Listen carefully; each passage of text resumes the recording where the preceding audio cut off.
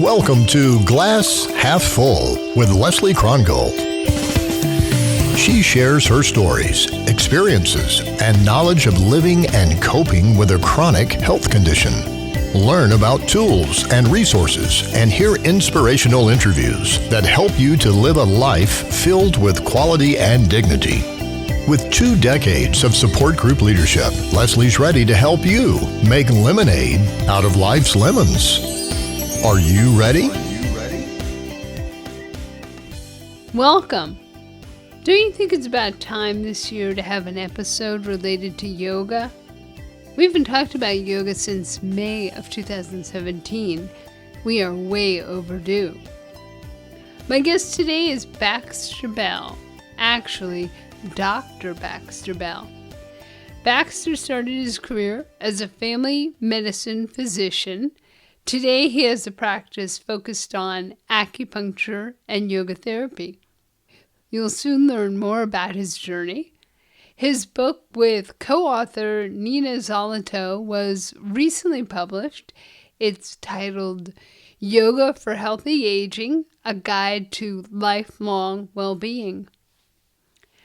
As you may know, I love yoga. I consider it my primary treatment modality.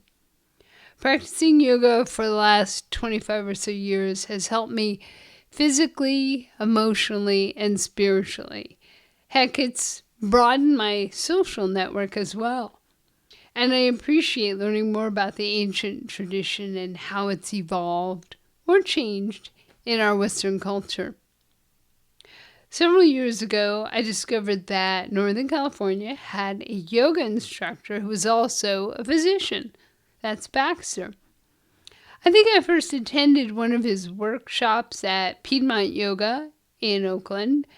Then I went to a conference about yoga and psychology, and he was one of the presenters. And most recently, I saw him at the Accessible Yoga Conference in San Francisco and decided to introduce myself. I've been quite fortunate to learn from a variety of yoga instructors. I'm especially appreciative of yoga instructors with additional experience in an aspect of healthcare, be it physical therapy, nursing, or physical medicine. Perhaps I find these instructors tend to be more understanding of my situation, having a neuromuscular disease, and realize I'll need modifications for most poses. I hope you enjoy our conversation and will make a point of checking out Baxter's book, the blog, and YouTube channel. By the way, I still had my cough when we did the interview. I tried to edit out those parts, but some just couldn't be deleted. Oh well. If you aren't very familiar with yoga, here are a few terms you'll hear. Please visit the Glass Half Full website for additional information on the terms. The word asana refers to the physical yoga poses. The word shavasana is a popular yoga pose usually done at the end of a class. It's also called the corpse pose. You can kind of imagine the positioning of one's body for that. Pranayama is often part of a yoga class, and it refers to a breathing practice. Although not a yoga term, during our conversation we also talk about ADL, which stands for Activities of Daily Living. ADL includes activities we normally do ourselves, such as eating, bathing, grooming, working, homemaking, and leisure. People with certain disabilities often require assistance with some ADL.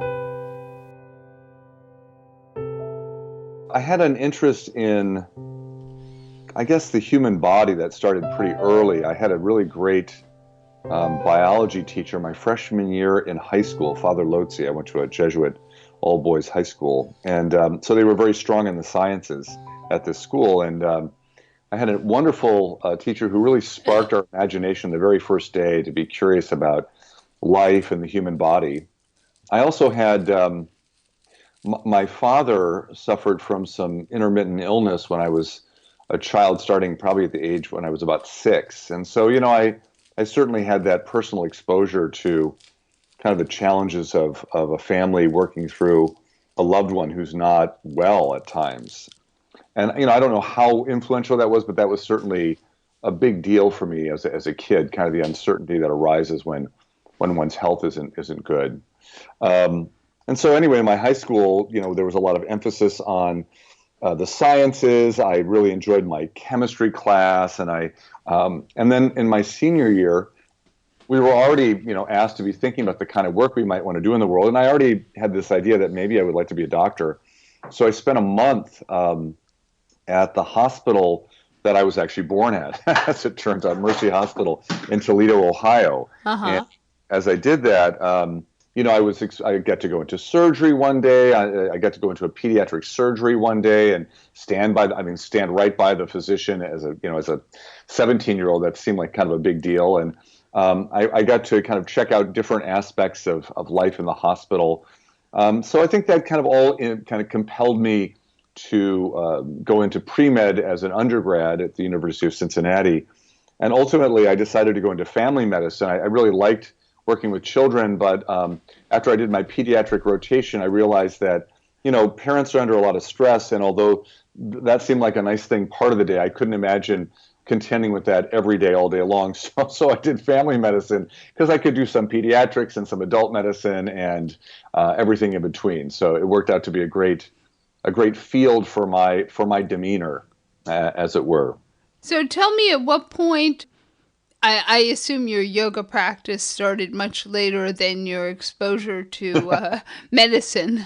It did. In fact, I was already practicing at the time that I did my first yoga practice. I'm thinking it was like 1993. So I was about 4 years into my private practice of family medicine. And I was dating someone who was practicing and starting to teach a little bit of yoga in the Cincinnati area, and happened to be over at my place over a holiday weekend and asked if they could do some yoga practice in my TV room. And so as Vicki was in there doing that, I would wander back and forth by the door and kind of look in. And it was a Rodney E. kind of yoga for strength video, one of those early VHS practices that you could buy. Mm-hmm. And, I probably 10 minutes into it, I asked if I could try it. It looked kind of interesting. And she just happened to have a second sticky mat that she had brought to my house. So I always claim that I got finagled into my first class. I was set up, as they say. But it was great. And, at the end, the physical challenge was really fun. I was pretty physically active at the time. I was doing a lot of triathlons, kind of mini triathlons, and road bicycling and running and rock climbing and all kinds of stuff. So I found the physicality interesting because it was somewhat familiar. I was, that was kind of cool. But actually, it was the end of the practice when Shavasana was introduced and you were supposed to be mindfully aware and not just falling asleep. That, I obviously noticed that my mind was very busy and that was maybe a greater challenge and also had greater benefits than just the physical part of that first practice. So how did you end? You came to the training and fell in love with California? Yeah, right. Yeah, I discovered I don't like to move very much. I don't mind moving locally, but I don't like moving nationally. So, I got out here. The training was great. We had 36 people from around the U.S. that had come out here to do this program.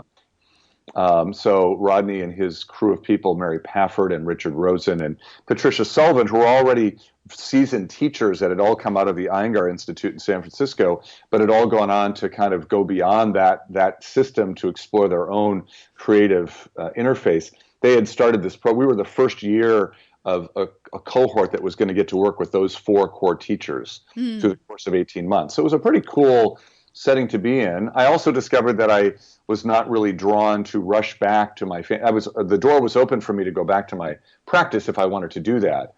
And there was even an alternative practice in Cincinnati that was offering acupuncture and chiropractic, and these were actually Western trained docs who set up this interesting setting, and they were interested in having therapeutic yoga as part of their practice. And I even talked to them. Flew back and talked with them, and it just wasn't the right fit at the time. So, I realized, wow, I was enjoying not seeing patients every day. I realized I was really, really tired and pretty burnt out. And I was also doing a training in acupuncture for physicians that was offered in California at the time. So, there were some big shifts going on for me, and I realized I liked living in California. I didn't like moving a lot, and there were opportunities arising. I was given an opportunity to do some writing for Yoga Journal magazine as one of their medical experts. I was starting to sub for a couple of teachers in the Bay Area near the end of my first year here, and that was feeling really good. And I was doing my acupuncture training and finishing that and starting to work with a few people slowly there. So there was this feeling like, maybe I'll do something completely different and it'll be okay, which was pretty exciting, pretty cool to have a new career kind of blossoming I wasn't excessively worrying or kvetching about it too much. So it was kind of fun to see that organically arising. And so my practice locally, I was still board certified in family practice, but I decided I didn't really want to do family practice. And so in California, I was able to do my acupuncture work under my medical license, and I continue to do that to this day. So I very gradually started to work with people individually. I found a space where I could see them, and just very part-time. And I started to do some yoga classes, a couple classes a week very gradually. And kind of I had an idea of where I was shooting for eventually, but just kind of very easing into it for the first year or two. And so that's kind of how I started back working with patients, but with a different vantage point, a different paradigm that I was working with them, but also informed from my Western training as a family doc. And then eventually I started teaching anatomy and yoga teacher training programs, and then getting invited to I saw there was a yoga therapy program locally about 6 years ago, and I offered to be on faculty because I thought it would be so great to be able to teach about the immune system and the endocrine system and yoga therapeutics and stuff. Because at that point I had been teaching yoga for a long time. And so I did. I started doing that. And then now I'm on the board of yoga therapy. So I'm actually on the board of IYT and have been for 2 years. So I'm seeing kind of the inside of how that organization operates and how that field is evolving rapidly, year by year. Mm-hmm.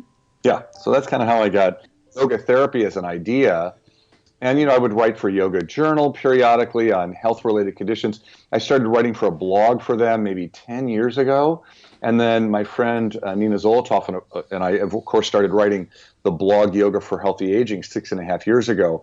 And that started after I'd already been writing for Yoga Journal. So that kind of led to kind of this organic process of what we'll end up talking about in a few minutes about yoga for healthy aging. Baxter's friendship with Nina grew. They taught a course together to test it out for a book she was working on. And the birth of the idea of yoga and healthy aging began as a blog. With some negotiation, we decided to offer something 5 days a week, Monday through Friday. 6.5 years ago, whatever that is, we started offering the blog. And we eventually, enlisted other people. Pretty early on, we realized, wow, the two of us generating 5 posts a week, that could be challenging. Because we would each write, sometimes we would write something together, but most often we would write something separately. Mm-hmm. So there was a local physical therapist, yoga teacher, Sherry Sear, who wrote for us early on. Then we had this colleague, Ram Rowe, that Nina's husband knew from work at the Buck Institute where they study aging, biologically study aging, and I started teaching at the Buck Institute and met Ram, and he was both a scientist and had studied Ayurveda in the States. He was from India originally, so we got him to start writing for us, and we've had other guest writers over time, but it kind of started, kind of gaining some momentum, and then we, created a Facebook page, and we started generating, more visits to our blog from that. And so now I think we have like 25,000 followers on Facebook. So it kind of took on a life of its own. We started doing it. People liked it. We started getting, some feedback and requests for topics. And that was good because after a while, it was hard to just generate ideas on our own that we wanted to write about. So, within a couple of years, we had I mean, think about it, 5 times 52. We had a lot of content. So it's all still there, right? All archived? Yeah, it's all archived. So, the great thing is if you're a listener to this and you've never heard about our blog, Yoga for Healthy Aging, .blogspot.com, you can actually go and there's a search window and just type in a topic you're interested in and see if we've written about it. Chances are we probably have something because we've covered a lot of ground in 6.5 years. That's great. So the book, how does that compare to the website? Did you take a specific focus for the book of if you're looking at 6.5 years of covering all different twists and turns? The book was a condensation. What we did is when we looked at our material, we noticed that several themes kept arising. Number one was this idea of increasing one's health span, or its converse is decreasing morbidity. Number two, maintaining independence over time. And number three, cultivating equanimity to deal with the inevitable negative things that are going to arise as we get older. And then we also noticed that there were these 4 physical skills that we wrote about a lot: maintaining or improving strength, maintaining or improving flexibility, maintaining or improving balance, and maintaining or improving agility. In addition, other important topics were things like cardiovascular health kept coming up a lot, and brain health kept coming up a lot, and stress management kept coming up a lot. And so we realized, wow, we've really got a beautiful outline for a book here. And we have content that we've already worked on that we'll update. And one of the things that we started doing at that point was gathering real-life stories from our readers who have been following us for years about how yoga had influenced some of those specific areas. And so that's kind of how the book came about, which was really great because it kind of, in a sense, developed through what we'd already been doing, and the intensive that we had already designed covered really all those topics. So we already had created content for our intensive that could be then fleshed out and filled in and, expanded upon, that worked beautifully to create a book that really covered the main things that we had been writing about for 6.5 years. Let's focus on, what someone who is concerned about, I guess, maintaining independence with activities of daily living. Sure. How can they use the book? And more than likely, for my audience, there's somebody not necessarily a senior, but middle-aged, 30s, 40s, 50s, 60s, who has some kind of condition.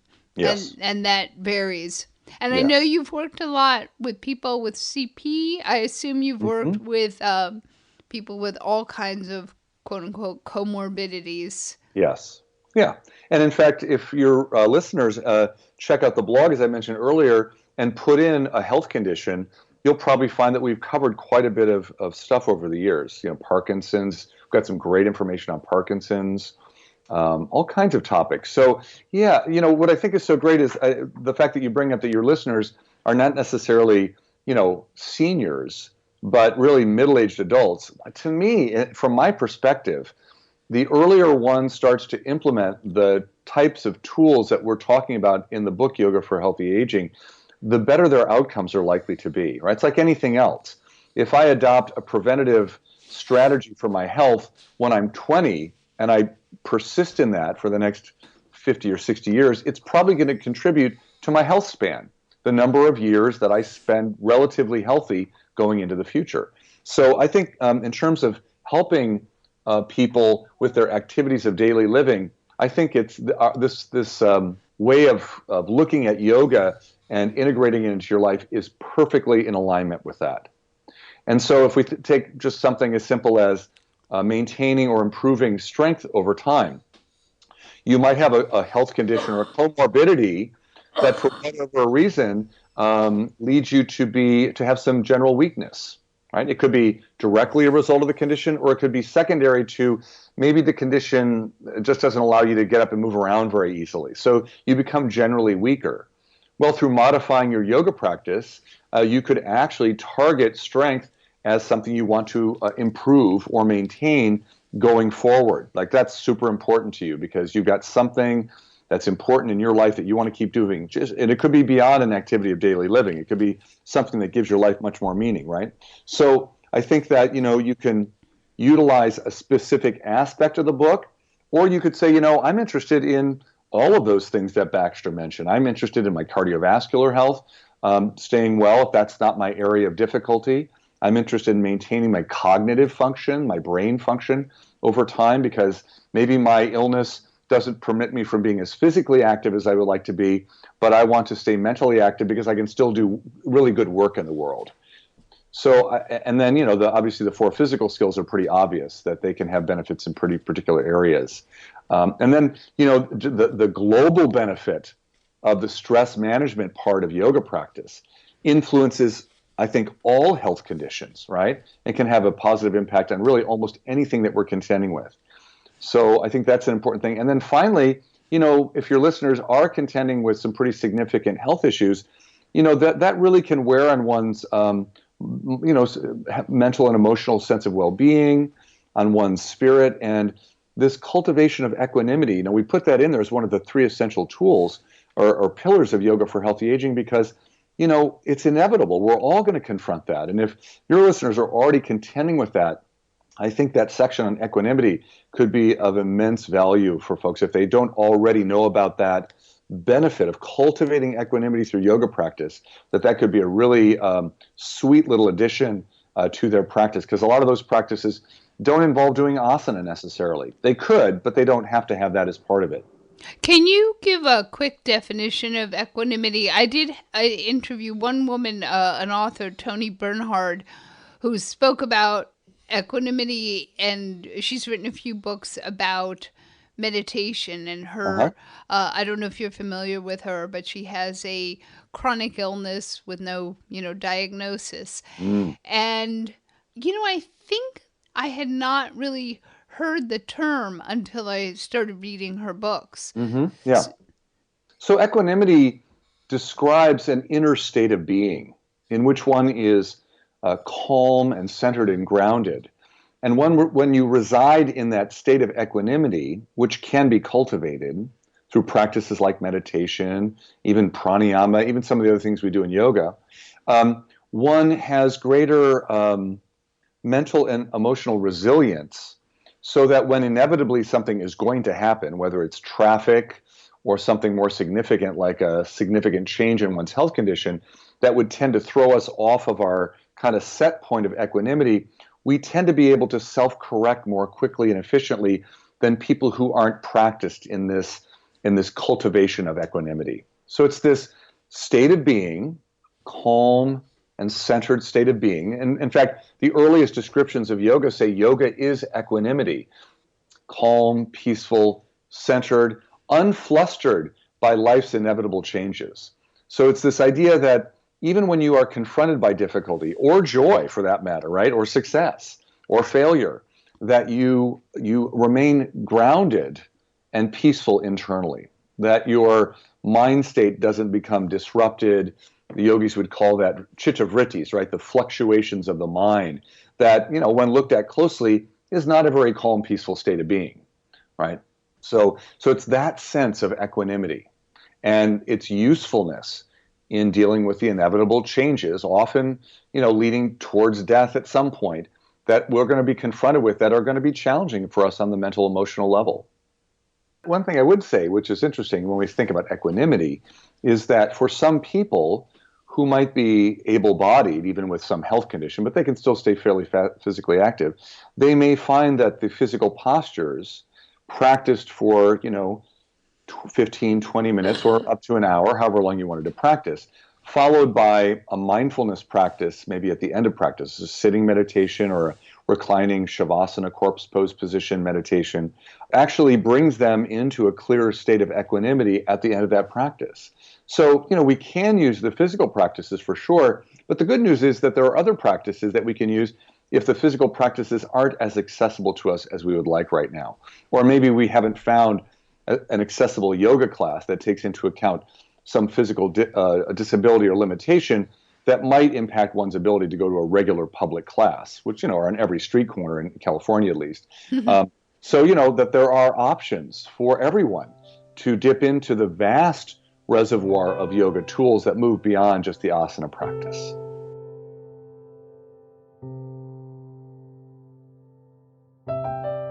and I wanted to mention your YouTube channel, which I discovered, and Okay. that's really great. I mean, I like the Thanks. illustrations in the book, and I think I'd mentioned to you that I appreciated showing different versions. You know, somebody can't do an asana, and they need a chair. At least you have a few different ways to approach that asana.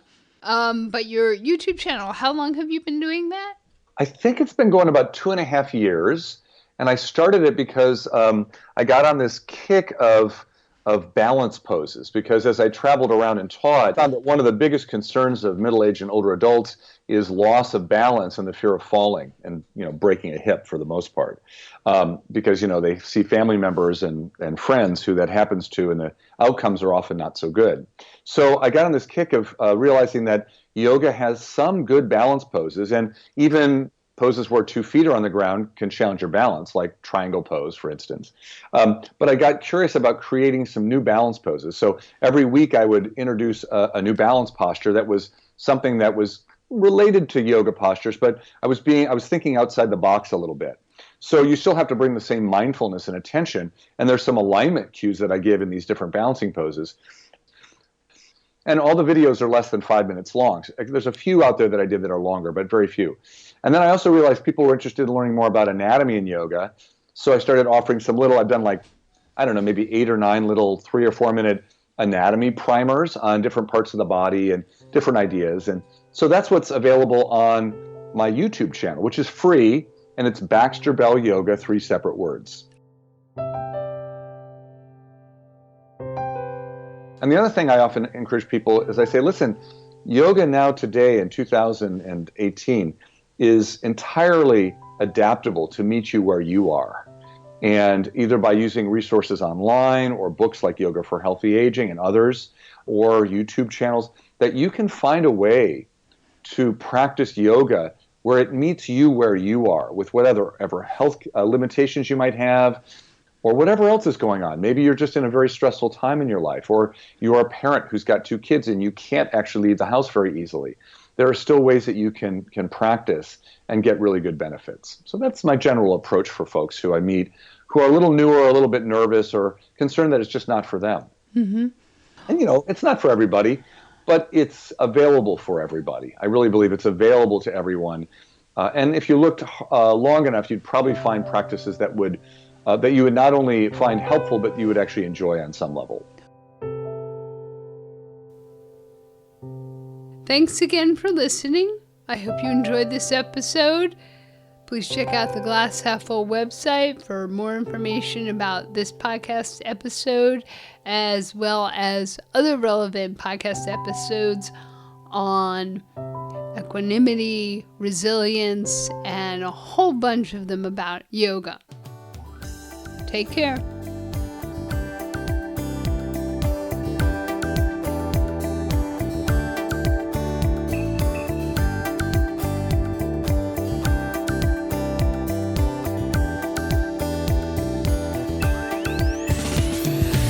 Thank you for listening to Glass Half Full.